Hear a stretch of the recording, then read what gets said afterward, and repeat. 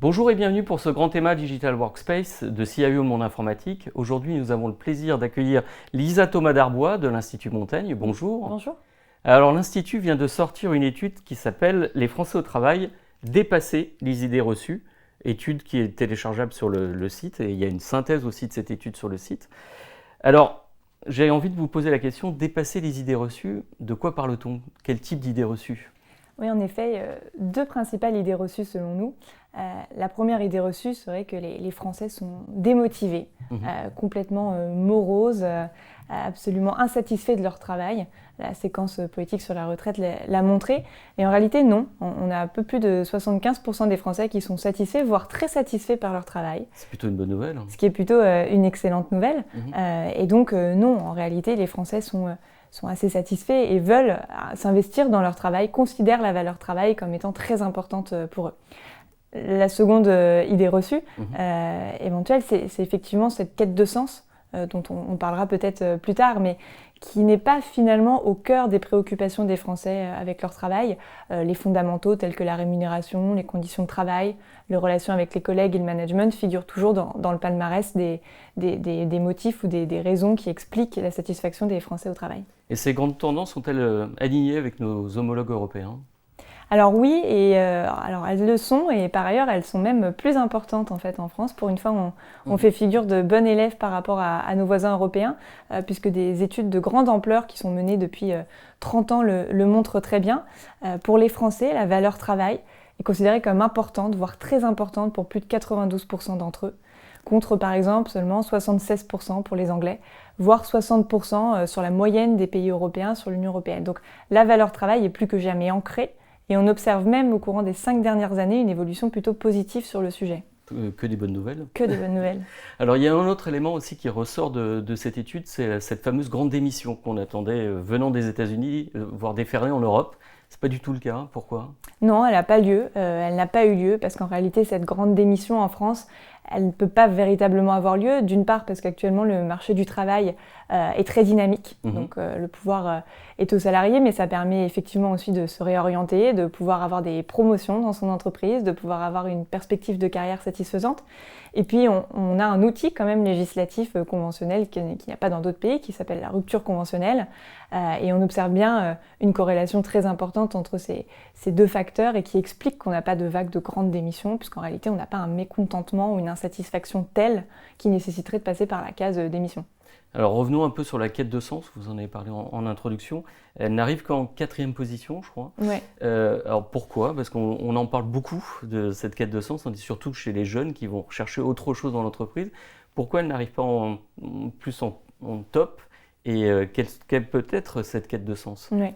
Alors ce qu'il faut voir et ce qui est très intéressant dans cette étude, c'est qu'on a réussi à distinguer les variables qui expliquent la satisfaction des Français dans leur travail, des variables qui expliquent l'insatisfaction des Français au travail. Et les deux ne sont pas parallèles, c'est-à-dire que vous avez effectivement la rémunération est toujours source d'insatisfaction, mais pas forcément de satisfaction. On considère ça comme acquis.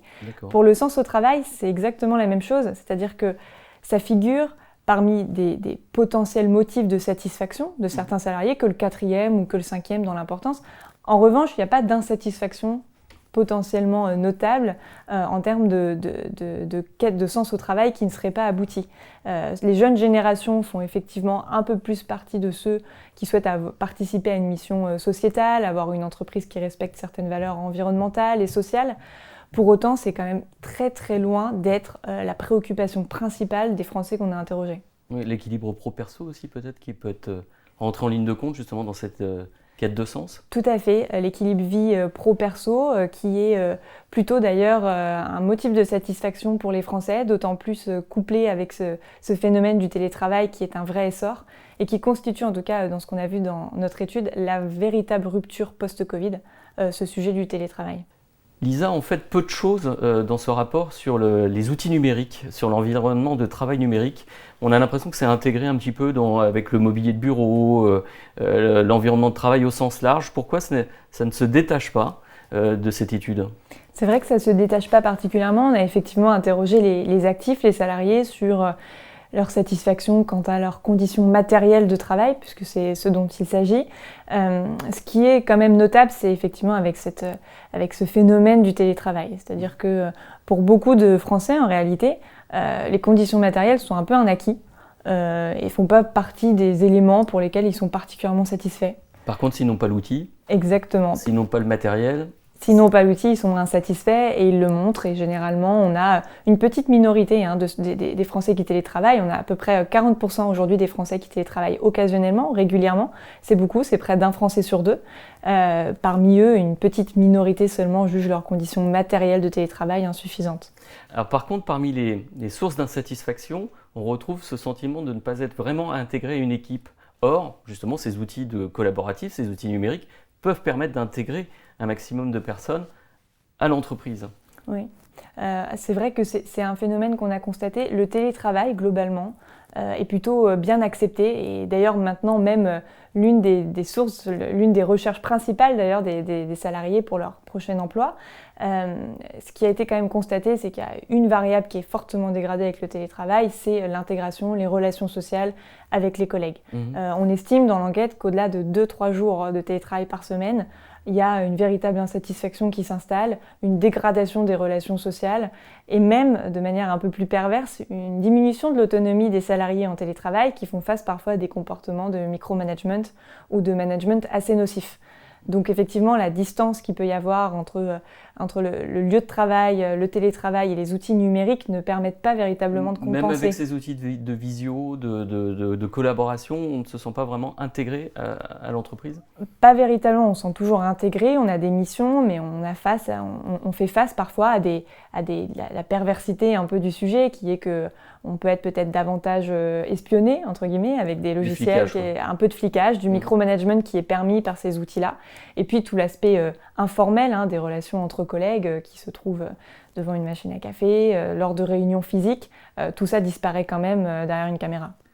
Alors on a l'impression aussi que dans ce cadre d'équilibre télétravail et vie en entreprise, on revient au bureau mais pas forcément pour faire la même chose. Justement, vous parlez de la machine à café, de revivre un peu cet environnement social, de collaboration, de revenir au bureau non pas pour faire le même type de réunion qu'on peut faire à distance. Est-ce qu'on le ressent aussi dans l'étude, c'est-à-dire un retour au bureau physique, mais dans une autre configuration, une autre organisation.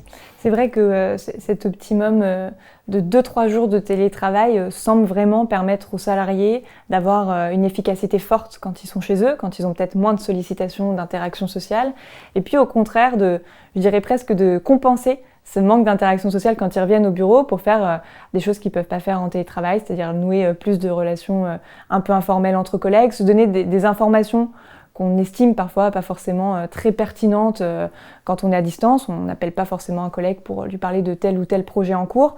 Sur le lieu de bureau, les choses sont assez différentes et c'est ce qui explique, à mon avis, que parmi ces 5 jours que nous avons de travail par semaine, un optimum de télétravail à 2-3 jours paraît être effectivement essentiel parce qu'au-delà, on perd ce lien social et peut-être qu'en dessous, on perd la satisfaction liée à la pratique du télétravail qui s'est fortement ancrée depuis la crise du Covid. Est-ce qu'on n'est pas sur un point d'équilibre justement ces 2-3 jours où on allie bien-être au travail et productivité? En fait, on est dans un cercle vertueux. Tout à fait, ça semble vraiment être un cercle vertueux. C'est l'un des principaux messages de l'enquête, aussi bien sur les relations au travail que sur l'efficacité des travailleurs. On observe un véritable optimum d'efficacité à 2-3 jours. Ce qu'il faut relever aussi, et ce qui a été aussi l'un de nos étonnements lors de l'enquête, c'est que contrairement aux idées reçues, et j'en rajoute une, le télétravail n'augmente pas la durée de travail effective des salariés. D'accord. Elle peut en revanche augmenter le sentiment, la perception de surcharge de travail, mais pas la durée de travail effective. On peut se sentir avec un fil à la patte aussi. Exactement. Alors l'autre aspect aussi, si on allie télétravail et outils collaboratifs, on est peut-être aussi dans un environnement de travail plus inclusif. Je pense notamment aux personnes en situation de handicap qui peuvent à la fois collaborer, travailler de chez elles. C'est peut-être aussi un aspect vertueux de cette étude. C'est vrai que ça peut être un aspect vertueux. On a remarqué dans cette étude, et on en était aussi assez étonnés, que parmi les métiers, je dirais, un peu extrêmes, c'est-à-dire ceux qui télétravaillent 5 jours par semaine, en tout cas les profils de salariés qui télétravaillent 5 jours par semaine, on avait beaucoup de personnes seniors, et parfois peut-être en situation de handicap. Donc ça montre quand même que le télétravail a un aspect qui est très positif, effectivement, c'est de pouvoir permettre à des personnes qui sont peut-être loin du marché du travail, loin du marché de l'emploi, de garder ce lien social et de pouvoir continuer à travailler. Alors pour conclure, je vais vous demander un exercice peut-être un petit peu difficile, mais un peu de prospective, un peu de vision. Quel serait pour vous le fameux future of work, le futur environnement de travail ou la future façon de s'organiser, de travailler et de collaborer?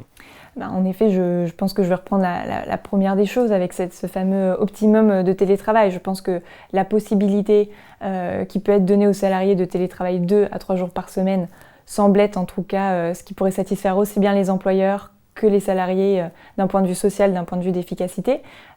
Aujourd'hui, on a quand même 9%, en tout cas dans notre enquête, c'est ce qu'on montre, 9% des Français qui estiment qu'ils ne télétravaillent pas, alors que techniquement, ils le pourraient. C'est-à-dire qu'on a plus ou moins un employeur sur 10 qui estime que non, le télétravail n'est pas fait pour eux, alors même que ça pourrait quand même améliorer les choses.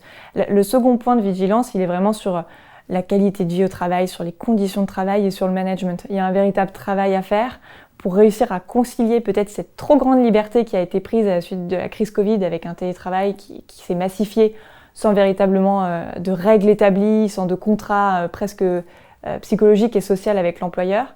Et donc on a affaire à des managements parfois qui sont très nocifs, des managements excessifs, qui créent une réelle charge psychologique pour les salariés.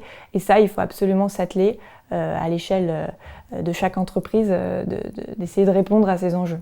Très bien, de toute façon on le voit un peu dans ce grand thème sur le Digital Workspace, c'est que non seulement il faut rationaliser aussi l'IT parce qu'on a accéléré en quelques mois ce qu'on a habituellement fait en plusieurs années, mais ça va de pair aussi avec la rationalisation de l'organisation, l'aspect sociologique, l'aspect management.